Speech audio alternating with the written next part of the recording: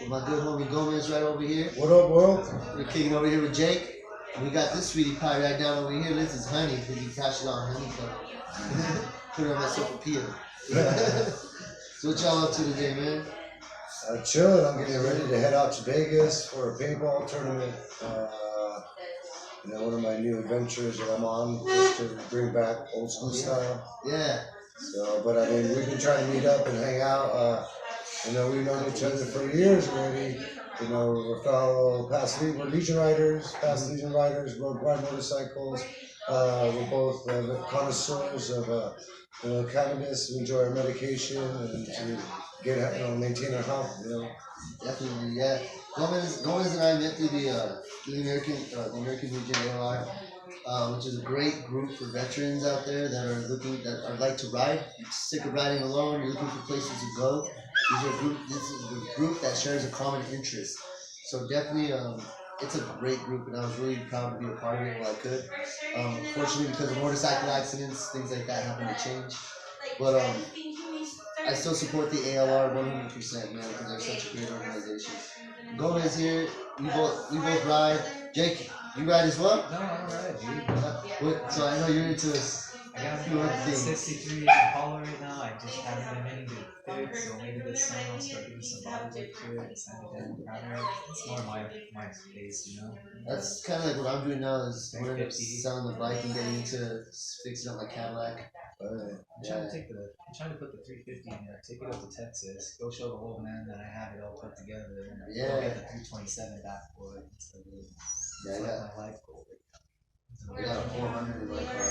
Oh, dude, that's a fucking beast. Yeah. The 1980 Cadillac Coupe de Ville. Oh, it's great. Yeah.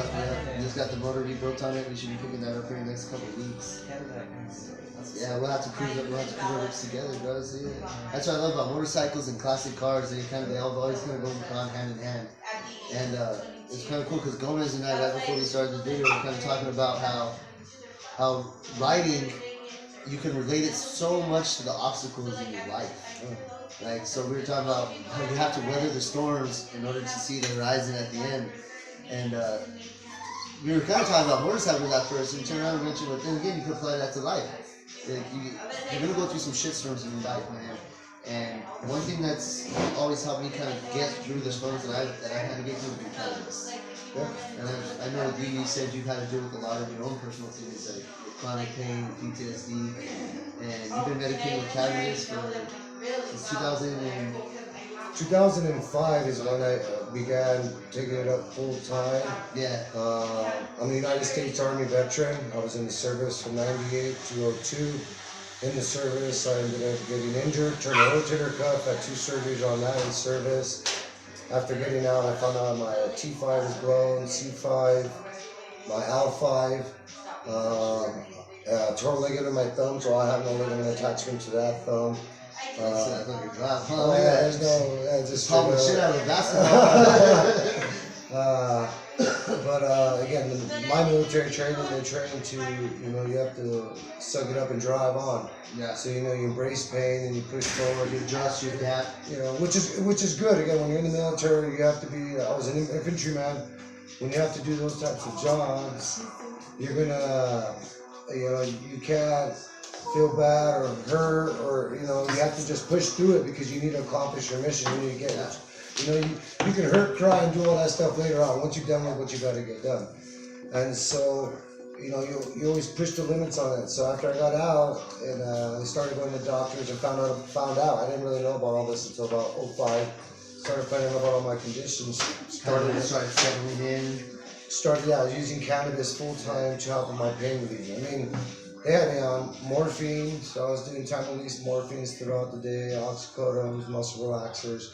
And I'm constantly on pain medicine, and so your body adapted or adjusted to those pain meds too. They say if you take pain meds for 5 days straight, your body then becomes addicted to that used drug. to it. Yeah. And then again, that's the thing about with the opiates actually make your body have a chemical dependency. Yeah. See, so once you don't, that's why people that get sick for not people. I've been in the hospital because I'm not a person that likes to be dependent on anything, you know, or anybody. So when I realized that I was taking the medication, not because just I was hurting, but because my body was wanting it, I would stop and just straight up cold turkey, don't take anymore. But then 2 days later, I have stomach cramps and it feels like I'm dying. Yeah. I end up in the ER. They end up having to fill me up with IVs, and then they end up giving me pain medicine to make me feel better. Because you're withdrawing. Yeah. Basically. Mm-hmm. And so, like, I haven't been on pain pills. I still take them every now and again. It's okay to take them in moderation when you need them, or, you know, if you need them. Yeah. Okay, so I still get prescribed. I haven't actually in 2 years. I haven't been prescribed. But what a trick that I've learned, and this is a great trick for everybody, and everybody needs to look into this. When I was gonna quit, and I still do the same thing, I would just quit cold turkey, stop taking them all the time. I start dabbing. And from dabbing, if I dab while I'm quitting my pills, yeah, I don't get sick. Because it counteracts that nausea, those shakes, the anxiety, and it's more of an, like, it's stronger and it's immediate. Yeah, and then I get ill, you know, like if unfortunately, you know, the way now with the opioid drugs crisis, people have turned to heroin, and a lot of our, you know, kids and family members, you know, who were in pain, and next thing you know, they're taking pain pills, and from pain pills move on to heroin. You know, if you're trying to find a way to get them off, I honestly say I say dab out to pass out. You know, I wish this stuff would have been around. I wish wax and rosin and things like that would have been around when my uncle overdosed, or my cousin overdosed, or two of my cousins overdosed actually. And it started the same exact way. The doctors gave them some pills, they got stuck on the pills, then the prescription was gone. And so then they went to heroin, and it went to like powdered forms of heroin. Then it went to actually like from smoking heroin to injecting heroin. And next thing you know, like obviously none of them fucking made it. So I feel like maybe it's things like this maybe would have been more available for them. They would have been able to be like, you know, fuck that shit, dude. Let me go get some dabs. You know what I'm saying? But I know, like, for me, when I came off pain, like, I still have to take pain meds as well, because I'll be honest with you, my chronic pain can never be fully controlled or managed ever. It's like never maintainable. That's why it's called chronic pain. So I still get prescribed muscle relaxers and pain relievers, even Cymbalta, which is supposed to help me with pain and mood. And I'll be straight up with you, I still don't even feel benefits or any effects from those. So I still have to suffer. I still have to medicate with these. Every now and then I still have to take that shit when it's bad enough.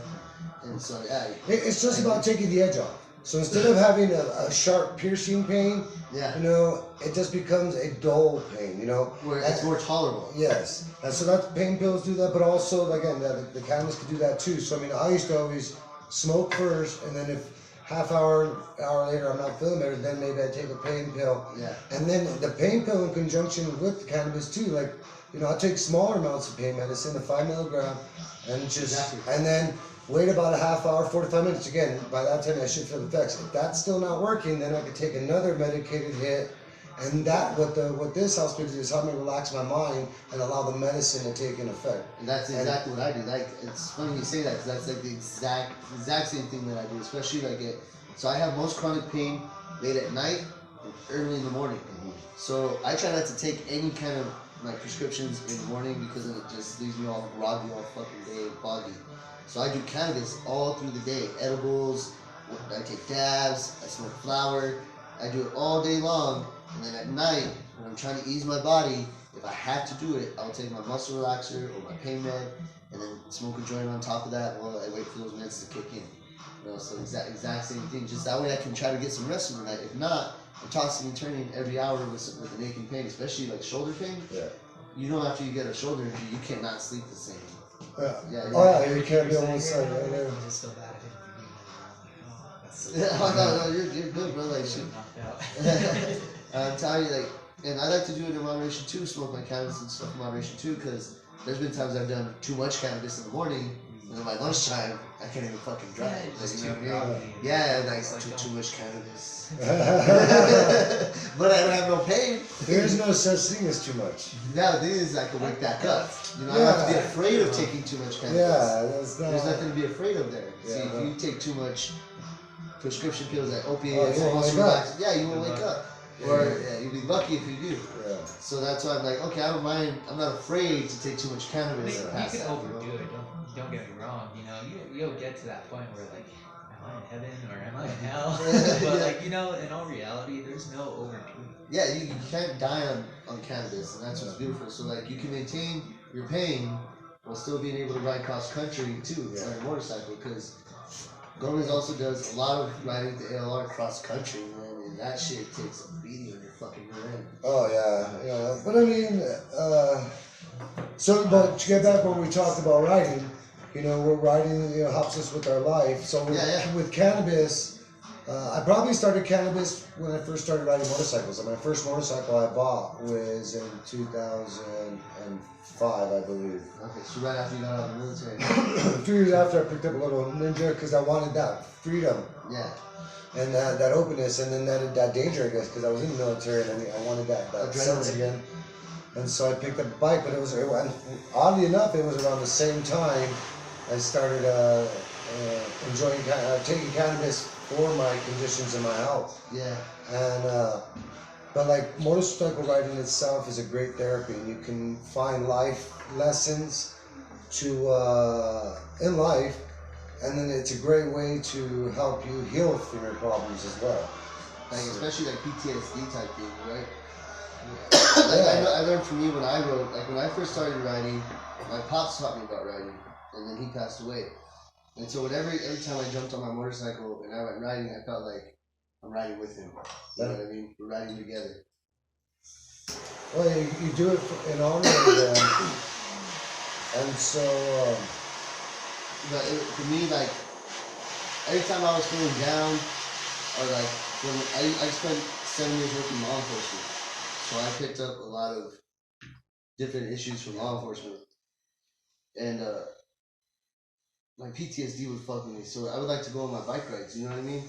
Especially after my health conditions, I wasn't physically the same as I used to be, stuff like that. So I would go I'd smoke some bud, I'd jump on my bike, and I go riding, bro, just until I didn't remember what was bothering me anymore. Cannabis, mentally, it helps me with being social again. Like, I was really secluded for a long time. Just kept to myself, you know, wasn't out and about. And again, cannabis opened me up to be out and be more talkative. And then the motorcycle does the same thing as well. Because you get to go to different events and meet people with common interests. You know, and then same thing started with different, again,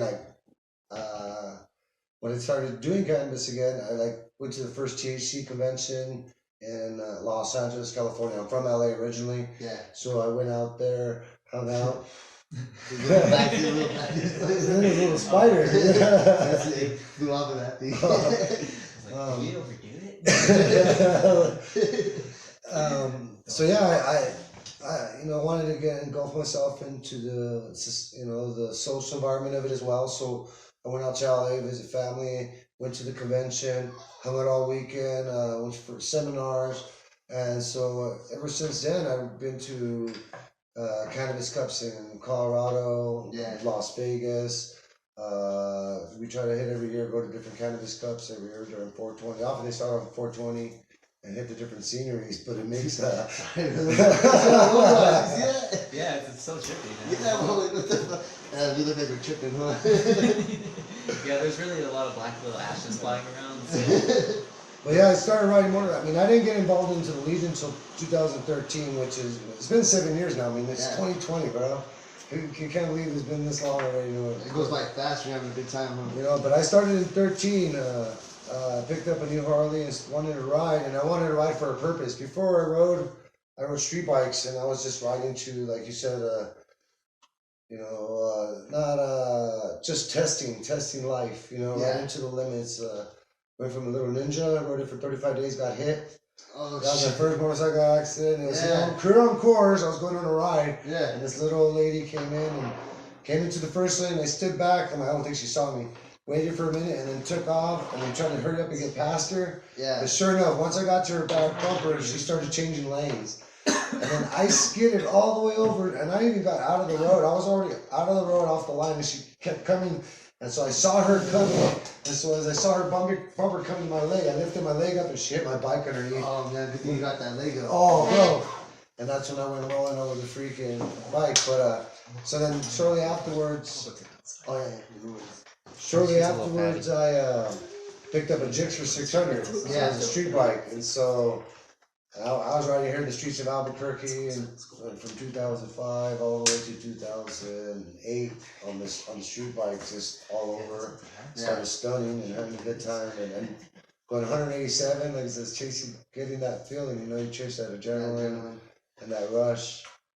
But at 13, when I started I picked up a new bike, the Sportster, and wanted to ride again. And but I wanted to ride for a purpose. I wanted to have meaning behind what I was doing. Yeah. You know, I mean, I love to ride, but I wanted to have an additional purpose for it. And so that's when.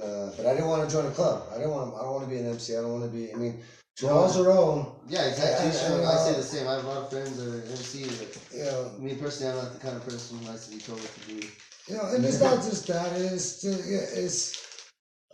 Again, I'm now at a point where in my life, again, I'm retired. I'm actually 100% disabled, so I get a pension every month where I get taken care of. So you're just trying to enjoy your life. I'm trying to enjoy my life. I'm exactly. You know, and ride with the purpose, and I can only ride when I can. If I'm hurting one day and I can't ride, then that's what I could do. And so I wanted a group where it wasn't nothing was mandatory, nothing that you had to be there. You had to do that. So I did a PGR mission. So I'm a Patriot Guard Rider.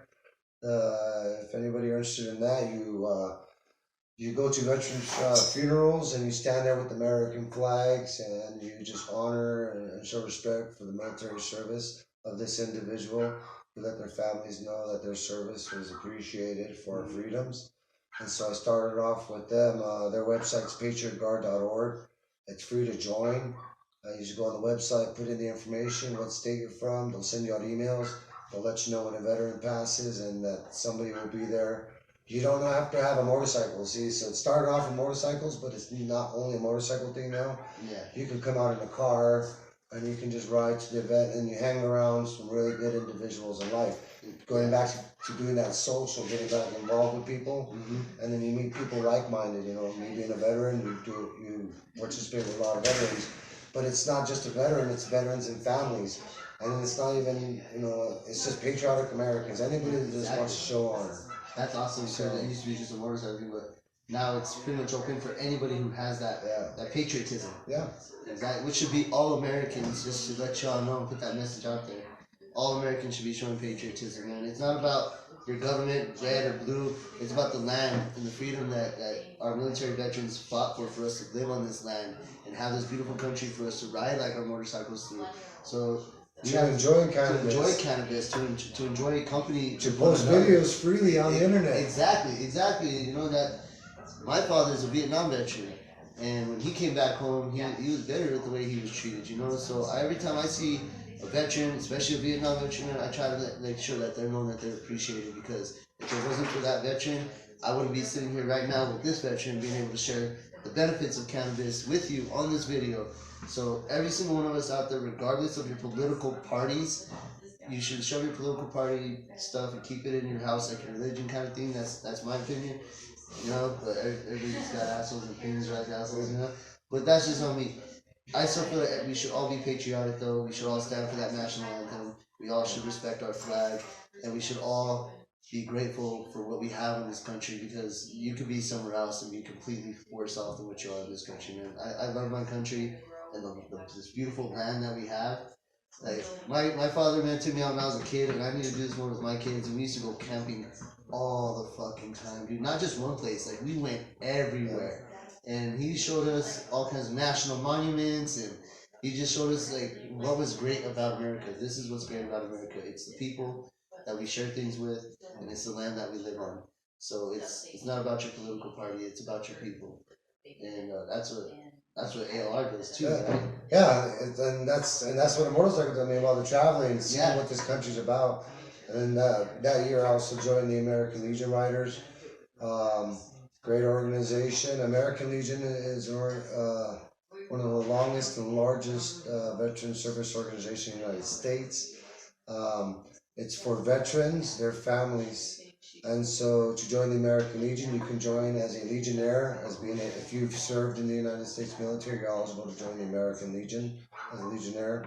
We have the Auxiliary, which is any military spouse, whether male or female, could join the auxiliary. So if your spouse is in the military, you're eligible to join the American Legion Auxiliary.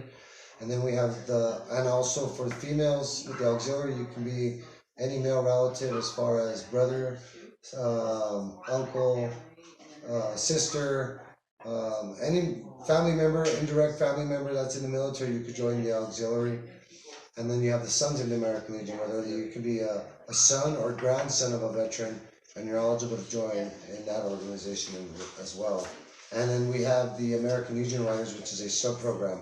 So to be a Legion Rider, you have to be a Legion member first. Yeah. So you join one of them groups, and then you could be a Legion Rider. But it's a nationwide organization, which they're in almost every city, every town, which helps out when I ride. And that's the great thing. Like, we are family, so we support and help each other.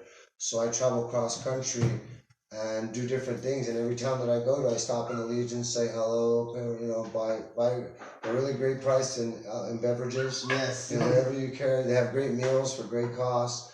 It's supporting that group, which is a group of veterans. Yeah, and then what we do with that, with our money that we hopefully raise, is that we help other veterans if somebody's in need. Yeah. We had an event for you. One of our members, when you had your accident, we try to help anywhere we can, have an event to raise some money. And I want to say how grateful I am for that too, man. The American. If it wasn't for the American Legion being there to back us up during that accident, I don't know what we would have done, man. The support alone from that whole entire community. There was so much of support, and the aura of the vibe is what helped heal me back to my health too. The love for my wife, the love for my friends and family of the American Legion, the love for my own friends, like direct friends and family, like all of that. When you have that kind of a support system, it can really help you heal. Yeah, it can help you heal quick. And I may not be a Legion member now because of my inabilities to really ride like I used to and stuff, but it doesn't mean that I don't support the Legion any less. I support the Legion 100%, and I support anybody to join the Legion, whether you're a spouse, whether you were in the military, or whether you're son or grandson. You should always find a good cause to participate in. And the American Legion to me was a great cause, and I was very very happy to benefit from them like that. Like they took good care of me. I don't even know how to show my gratitude for it, and the only way I can show that gratitude is by trying to give back to them. And when I was in the group with the Legion Riders, we took care of, I see them take care of so many people. They go out there and they build ramps at these veterans' houses. They take time out of their own day and out of their work to go down to someone else's house and build them a wheelchair ramp so that veteran can get in and out of his home. They go out of their way to go find beds that for special needs for veterans that need special hospital beds inside of their homes. And that's just a small thing of portion of what they do. They do so much, and it's nationwide. And like Gomez said, he's going on these basically like missions pretty much. When you're going Legion to Legion like that, you're basically, it's like a missionary kind of thing. You're going on these missions, you're sharing this information with one another, you're supporting one another, you're giving each other ideas, and you're feeding that, and it manifests something beautiful. And what that is it takes care of veterans. Yeah. It's awesome. And so I'll always support that. Yeah. And then, again, riding for a purpose, and you don't have to ride, you do local community. Mm-hmm. For me, it just gave me the opportunity to get myself more out and about in the communities to, thank you. Yeah, thank you. But it helped you, cannabis is what helped you really break that antisocialness you were kind of feeling afterwards, right? Yeah, I think cannabis did really make a large impact, and more relaxedness, less tension. And so many thoughts running through your head. Yeah, it calms me down. I'm really, from military training, I'm very vigilant in my surroundings. I have to be, constantly wary and watching everybody. I still do it. It's not like, I'm still not being vigilant. I'm still not cautious. I have to be, when you sit in restaurants, you sit to your back to the just wall. not as paranoid. Yeah. You don't have the effects of it as much. Like, you can still be, you learn to realize that you can still be that way, and then just... You're not as tense about it. Yeah. Yeah. Because I know, like I said, I worked law enforcement for 7 years, and one thing when you've worked, especially in corrections and stuff like that, is you're constantly watching your surroundings. You remember faces, and you try to, I know when her and I go somewhere, I don't know what it is. I don't know if it's because I was raised by a Vietnam vet plus doing my law enforcement. Yeah, when I go places, before I get out of the vehicle, I'm like observing everything. There's like everybody should be that way. Yeah, you really should. You should observe everything. Constantly vigilant of the surroundings. Even before you get out of your vehicle, while you're driving and pulling up into a parking space, you should be, baby. You should be. You should be pulling up when you pull up into that parking lot. Like you're just driving, you should be watching from like ahead, just what's going on. You know? Yeah, you know, don't ever put yourself in a situation you can't handle, or to be a victim. Yeah, you know, I mean, be prepared, be ready, you know, and be considerate. I mean, you know, just constantly. I mean, that's for your family. I mean, think about it. You have kids with you and stuff. You want to be careful where you drive into, what's going on, whether it's lit, whether you're taking your family into certain areas and you're seeing people in there and they're acting so differently, or you can tell that they're going to be trouble later on in the night. It's part of staying vigilant. Yeah, you know, and then maybe just let's go to this restaurant down here instead. It's just too many people. Yeah, how many times we've gone through stuff like that? You know, so yeah, again, it just allows you to just be more relaxed about it. Kind of handle it a little bit calmer. Like slow down my mindset, and again, the pain relief, the relaxation, impairment. I don't know. I don't believe it impaired to the point. I mean, I've had it. Maybe if you take too much edibles. Yeah. You can overdo it. Yeah. You don't want to be. My nephew Jake here that makes his own personal edibles. Eat Medicated. That's fun. Yeah, I have the label in there if you ever want to follow it. It's under your Instagram account. There's a couple more for you too. Oh my goodness. Yeah. Thank you. And it's under. It's under. Medicated. Yeah. So it's just like something. Medicated. Instagram. Hopefully one day I could just I don't know, maybe make a cookbook for recipes and stuff. Oh dude, totally. Yeah. You know what I love about this thing at the bottom of? It says do not drink and drive. Thanks. Had to come up with something. I like that. Do not drink and drive. He makes his personal handcrafted edibles. Yeah. You know, he shares them, with me, and he also works with patient to patients. He made me this edible and I ate a half of it, and the next whole day, pretty much, I slept all day long. I couldn't get up out of bed. I was in the restroom, came back, ate, slept, went back to bed, and it's not that I was not functional. I probably could have, and then again, for me, I had nothing that I needed to do, so it's not like. So it's probably actually more of an R&R day for you. Yeah, it was just. Yeah, you just don't do nothing today and hang out and sleep all day long. Perfect relax and restoration day. There you go. But like I said, it may get to the point where it is too much. Like as far as okay, I wouldn't want to be that much because I mean, for me, it's about I want to get out. You still want to be functional. Yeah. You know. So I think that's why I travel. The motorcycle has allowed me to go to other places and go do things in different places, see this great country, meet great people. There's great people all over this country, and share those experiences that you've had. Yeah, and then I encourage others. Like on my, I only have Facebook right now. Hopefully, you're encouraging me, man.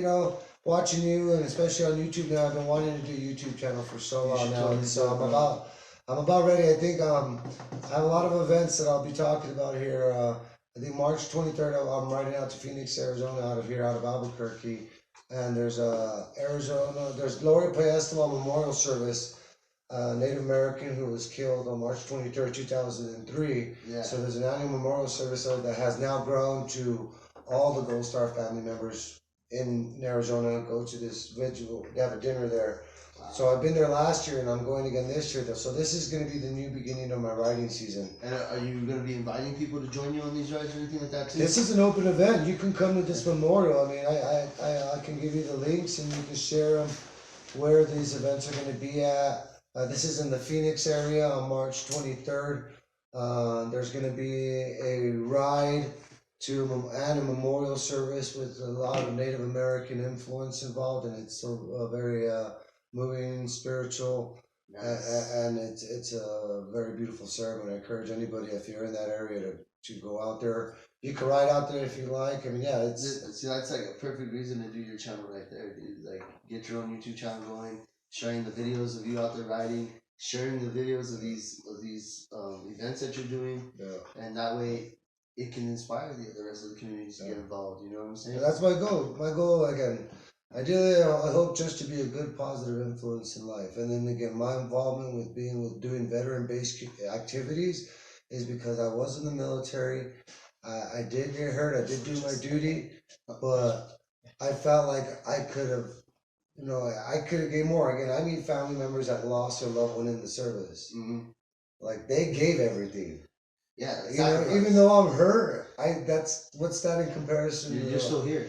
So it's my honor to remember these individuals, to say their name, to tell their stories. And so I do a lot of different events, like Run for the Wall. Okay, so coming up May is normally my, again in 13 I started Run for the Wall. That year in 13 was a really significant year for me. I did Run for the Wall, and Run for the Wall is a nonprofit organization as well, full of veterans and patriotic Americans that ride motorcycles from Los Angeles to DC for Memorial Weekend. And it started over 30 years ago by a Vietnam vet, and it was about bringing accountability for the prisoners of war and those missing in action, because a lot of those guys' brothers didn't come back, like your dad's, his comrades at arms. Some of them probably didn't come back. Oh yeah. And some of them were KIA, killed in action. Actually, my grandfather on my dad's side was actually an MIA for 6 months. And he somehow wandered onto a base. They had already declared him deceased, sent a flag home to grandma and everything. And he wandered back onto a base, and so it's about accountability. See, so you got your uncle back, but there's still families out there that they don't have the answers. They don't know. They never came back. They don't know. So the Vietnam Wall in Washington D.C. over 58,000 names of that wall, military people that were killed or missing in action. My pop's friends on that wall. He always wanted to make it to that wall before he passed away too, but fortunately he never did. So maybe I can do it for him. You know what I mean? That's what this is about. Everybody rides for different reasons. It doesn't mean that you have to ride for the same reason I ride. Yep. It's gonna give you your own. And again, I don't say ride just a motorcycle. Do it in a car. Do it with your family. Yeah. Think about it. Taking a trip with your kids from LA to DC. And again, you stop in towns all the way across the country. If you check out the website runforthewall.us, it's a great. It tells you all about the mission. It tells you about our stops. It tells you where we're going. Yeah. It tells you if you want to support it. Definitely. Yeah, I'm the assistant state captain for New Mexico. I also do outreach where I ride up front and meet with Gold Star family members, and we present items to them in honor of them. I'll tell you what, this year, let me know when they're coming into Albuquerque. May 15th. They usually stop in at Duke, right, to fill up? Duke is Midway. Duke is Midway? Duke is Midway, so they end up in Duke City, Albuquerque, I want to say the 14th. Okay. For some reason, May 14th, they ride about 4 or 5 o'clock. But again, it's on the runforthewall.us. Okay. But they get there that evening. They ride all the motorcycles. There'll be over 300 to 400 motorcycles riding into Duke City, Harley Davidson, Albuquerque, New Mexico. 1,000 pre-registered bikes. Oh yeah. When we leave LA, there's 1,200 motorcycles at least, and we head out from Los Angeles and we go 3 different routes. One goes I-10 all the way down and comes up to the Carolines. We were on the bridge. We have one that goes through I-40 all the way across Tennessee, that I got hit, and then all the way across the East Coast. The route I'm on is Central Route. We come through Albuquerque, cut up, and we go through Colorado and across 70 through Kansas, Missouri, Indiana. It's normally it's about 7,000 mile round trip run. So just going back to how we were talking about appreciating veterans and appreciating this beautiful land that we have, that's something that honors both of those in one. You're honoring your veterans through this long ride across your beautiful country, and you get to pit stop along the way and hang out with all your fellow Americans. Oh yeah, I mean I have family members all across this country that wait to see me every year, and I love to see them. And then anytime I'm in that area, because I ride across for different events, you end up back at some of the same places, and you come across, you cross paths. You cross paths again. Use whatever you need. That's so cool. There's a reason why I don't know. I have a personal belief that there's always a reason that when we meet people cross paths. Exactly. The universe kind of makes you cross paths for reasons. There's opportunity there, and if you're willing to take it, so. That's awesome. Somewhere else. Oh, Hash House. Yeah, Hash House. Hash House.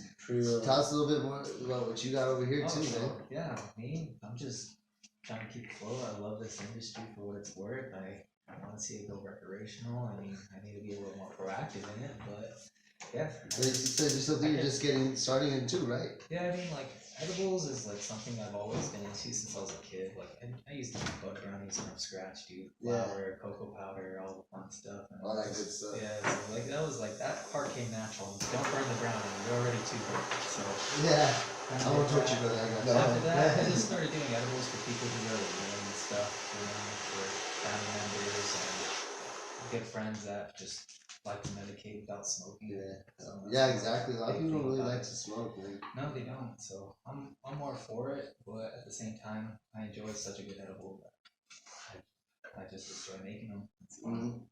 The end result is whether it's a fail or not, you get to learn from it. So. Edibles are awesome, dude. I tell you, like, I enjoy using edibles because I'll take an edible and then I'll smoke some bud until my edible kicks in pretty much. Yeah. I just like to as much as I do.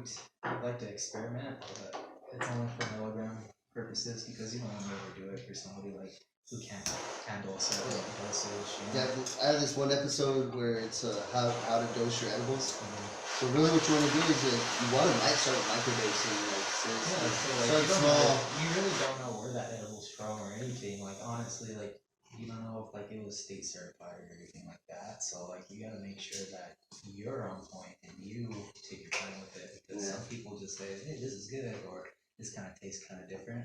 Yeah. So make sure it's all clean. Yeah. So there's that factor. And I just enjoy it. And what are we smoking on here? Hash House, some G10, so it's always fun to smoke some rosin, especially some. That was some good rosin too, man. That tastes nice. Yeah. Did you both smoke it off of that one down? Did you try it? Yeah, I took like half the down and took the other half. This has been a really good session, bro. I really appreciate you guys coming and kicking it with me.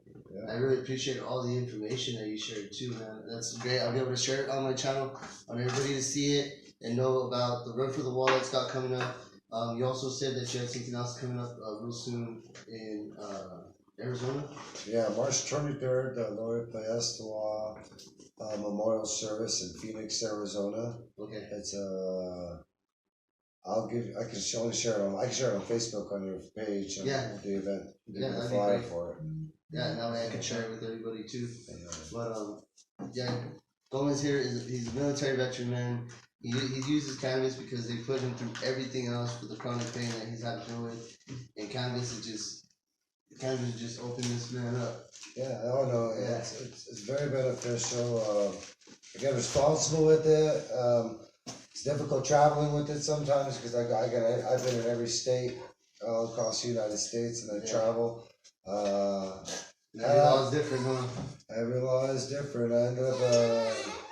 I ended up, they got me one time in Arizona for having some with me and had to go and get incarcerated and supposed to bail on it. And then when I went to court for it, they dropped all the money, all that stuff, and just got me for like no insurance. And they said, they just wanted money. Yeah. They just wanted money. they found something. So they let it, but they piled it up of it and they ended up just paying for one thing and they just let that go. But that just goes to show you too that there's nothing wrong with cannabis.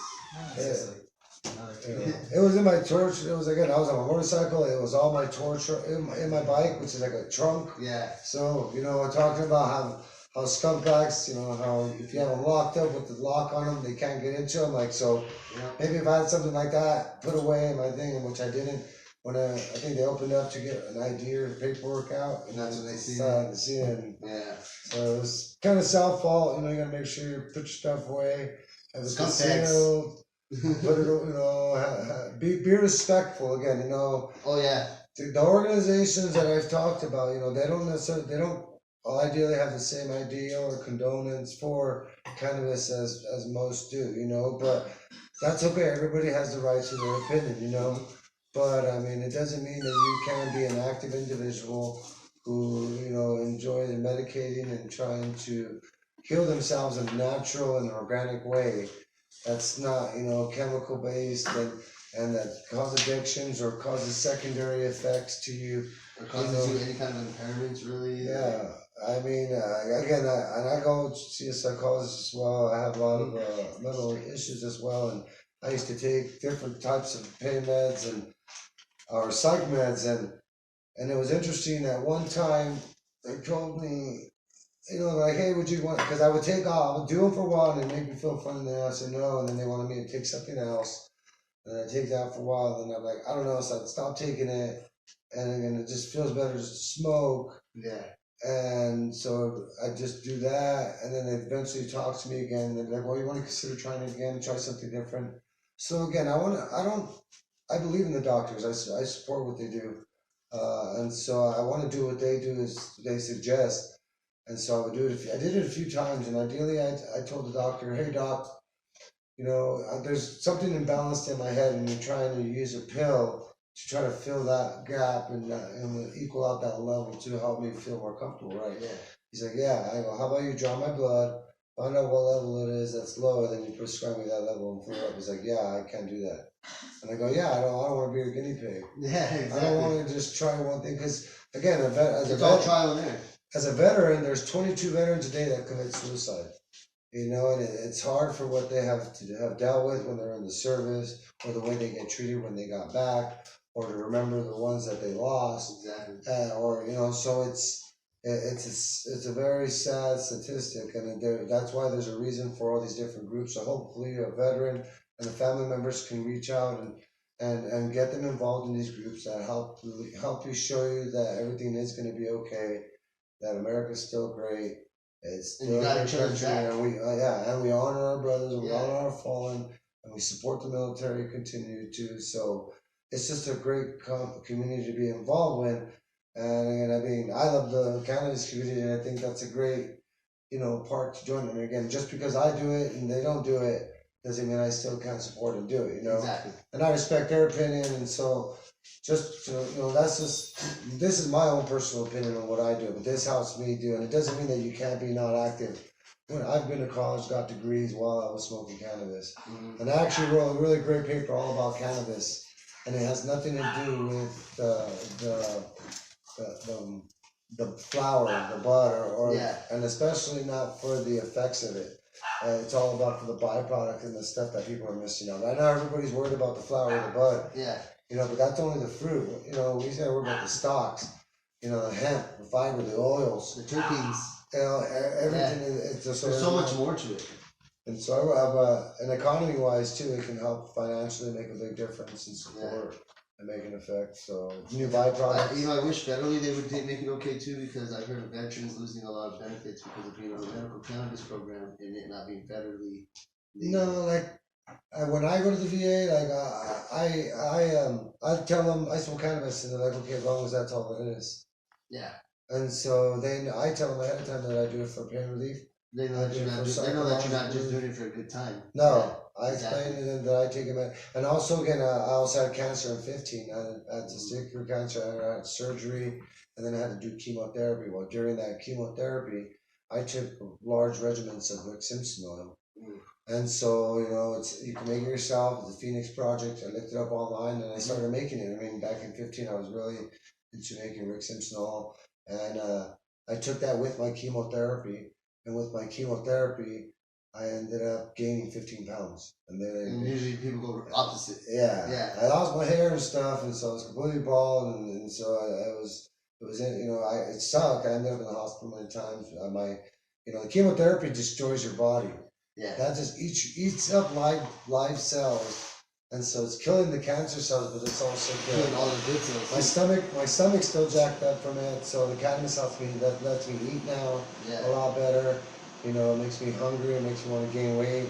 You can tell I'm not very big, but I have It makes you have an appetite. Makes you motivated. Motivated, for sure. Oh yeah. And so so it heals you. You can use it as a preventative too. So I really believe in Rick Simpson oil, and then creating it yourself and making it. Anybody can make it. Anybody can use it. And there's no such thing as too much. Yeah, exactly. Start off light, start off small. You only need a grain of rice once, twice in the morning, and I encourage many people to take it. You can use it for skin cancer, topically. You know, I include it in my cocoa butter, and I make mixtures. Yeah. When I got hit at 16 and I had a broken leg with the tip and my leg was all opened up, I went and bought this aloe vera with vitamin E cocoa butter, and then I would throw my hour or so because I had a whole bunch left from my cancer treatment, and I would just go take it. I threw a bunch of that in there, filled it up in my leg, and I mean, I was walking in 6 weeks. Nice. I was walking around, I was off my cane. I was 2 weeks in a wheelchair, 2 weeks on a walker, and then 2 weeks in a cane, and I started walking. Yeah. From May 16 to May, and then I bought my new bike in November of 16. So I was only down for like 4 months of not riding. Yeah, actually, that's like when I had my accident. My wife, she showed up to the hospital with CBD and THC oil, the tinctures, and we didn't tell the doctors. Yeah. She just went in there and she was like dropping it because my teeth were missing and shit. She just dropped it in the hole of my teeth. And she like, lift your tongue up, and she dropped a couple of drops in there, probably about twice a day. And I got out of the main hospital within like 2 weeks, and then I got out of rehab within 2 weeks. I was back on a motorcycle in 3 months. Dang. I bought another motorcycle in 6 months. Dude, you're way worse than I was. And after I bought that motorcycle, sold that one, bought another motorcycle, the exact 1 year anniversary of my accident. I bought another Dyna, and so yeah, as soon as the nerve came back on this one, I was pulling throttle. Boom, 3 months. I took off on River Sporty. But I give a lot of credit to the doctors, physical therapy, and to my wife putting those drops. Oh yeah. 'Cause I think if they would have just kept pumping me with more meds. You know? It's conjunction, you know, you have to have faith in whatever you believe in, your personal belief in. Dude. Having that faith and belief, and then again the support structure, having people around that do support you and encourage you. And you know, that's what's great. Like on my Facebook, having individuals watch where I go and like where I go. Exactly. And like watching it, same thing. Make sure you like this guy's page, give him a thumbs up. You know, and just show the love back across. You know, we're just trying to do our own thing, be good and be active, and share a message and opportunity for different things in life. And stop worrying about fucking politician bullshit, dude. They're up there fighting with each other. Let's all get together down here. You know what I'm saying? So I'm gonna say, you know, that's been a really good episode. That's probably gonna be it for this one. Oh man. That's Matthew, my real life TV 505, man. It's been good. Anything y'all want to say before we take it off? Sorry I didn't talk too much, Jake, by the way, and I'm super stoned today. Yeah. What are your sites? Eat Medicated on You should Instagram. just follow me on Facebook or Definitely. Eat Medicated, Johnny Doe. Let's see. Yeah, Eat Medicated, EAT Medicated. So Show this up here so y'all can it's see. been a fun little run. I like it. Instagram, check him out. I might have spelled cannabis wrong on that label. He's a, hey, you know what? This dude right here, he's got a lot of potential, man. I'm telling you, check him out on Instagram at eMedicated. That's EATMEDIFADED. Alright, check him out on Instagram. Make sure you go follow him. thank you guys. It's been fun. Yeah, thanks for chilling. Don't forget about money. Dude, thank you for the gifts. Yeah, that's fucking. Dude, we smoked one of these, and that's I give a lot of that credit to me being stoned off that. But then we took some of that, and then we got into another level. Oh, that's hash. Yeah, that shit. That hash resin was. We're still not done. We're gonna do some more after this. It's over. Yeah, exactly. But yeah, you can find me on Facebook. Just / Gomez 6801. I'm also on Instagram, Gomez 6801. Be looking out for hopefully a YouTube channel.